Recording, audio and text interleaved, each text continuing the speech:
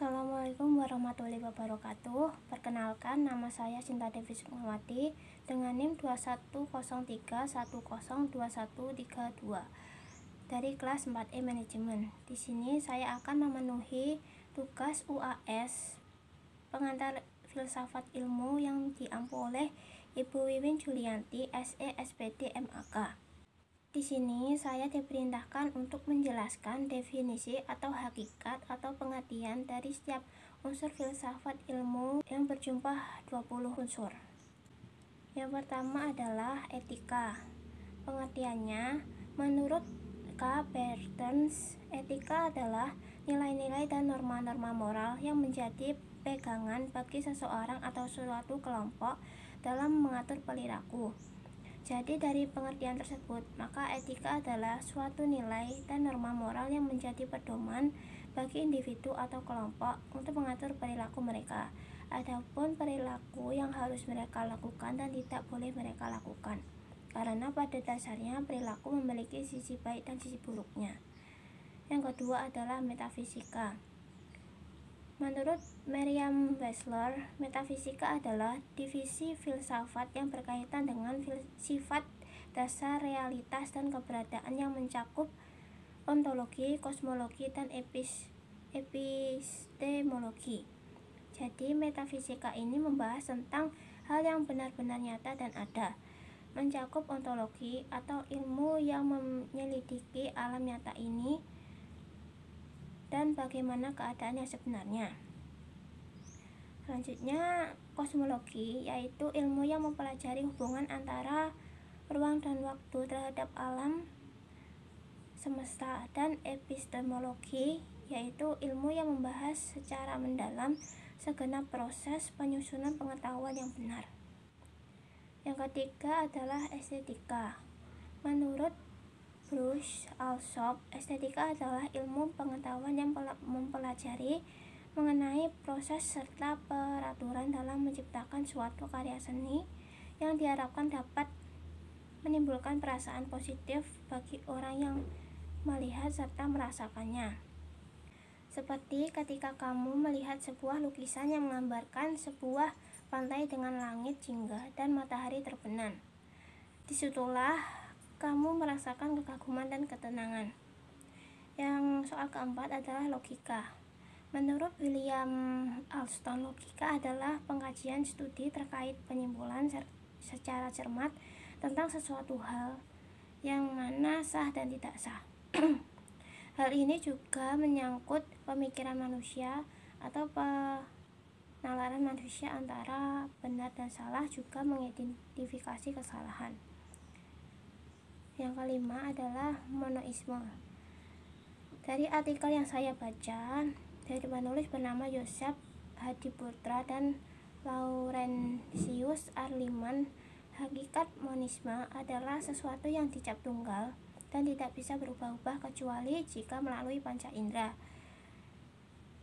Hal tunggal tersebut bisa berubah dan maknanya akan tetap sama. Contohnya adalah cahaya matahari yang tidak bisa dideskripsikan warna apa, tetapi selalu memberikan terang. Selanjutnya adalah dualisme. Hal ini juga saya ambil dari artikel yang sama. Hakikat dualisme menurut penulis adalah segala sesuatu yang berlawanan dan sifatnya kekal, seperti mati dan hidup, gelap dan terang, udara dan hampa udara, siang dan malam.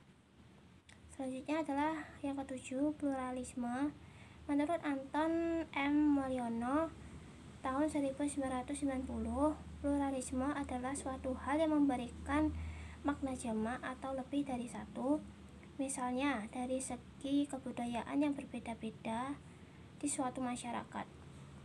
Jadi dari pemahaman saya, pluralisme berkaitan dengan keberagaman dan keanekaragaman, baik dari ragam suku, agama, dan ras. Selanjutnya nomor 8 adalah materialisme. Materialisme menurut Belk tahun 1985 adalah individu yang menempatkan kepemilikan duniawi untuk mencapai kebahagiaan dalam hidup, sehingga kepemilikan duniawi sebagai sebuah tujuan hidup. Yang ke-9, determinisme. Menurut Kamus Besar Bahasa Indonesia. Determinisme adalah paham yang menganggap setiap kejadian atau tindakan, baik yang menyangkut jasmani maupun rohani, merupakan konsekuensi kejadian sebelumnya dan ada di luar kemauan. Contohnya ketika musim hujan, manusia akan selalu membawa payung dan jas hujan kemana-mana untuk melindungi dirinya supaya tidak terkena hujan sewaktu-waktu. Selanjutnya nomor 10, naturalisme. Pandangan J.J. Rousseau tentang naturalisme yang berasal dari kata natura yang berarti alami dan isme yang berarti paham.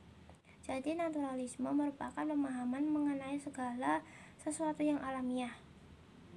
Naturalisme merupakan aliran yang meyakini adanya pembawaan dan juga milieu atau lingkungan, seperti sifat manusia ketika bayi yang baru lahir pada hakikatnya memiliki pembawaan yang baik, tetapi dapat berubah sebaliknya karena dipengaruhi oleh lingkungan. Yang ke-11 adalah spiritualisme. Dalam Kamus Besar Bahasa Indonesia, kata spiritualisme memiliki arti yaitu aliran yang mengutamakan kerohanian, yaitu mencakup ilmu-ilmu gaib.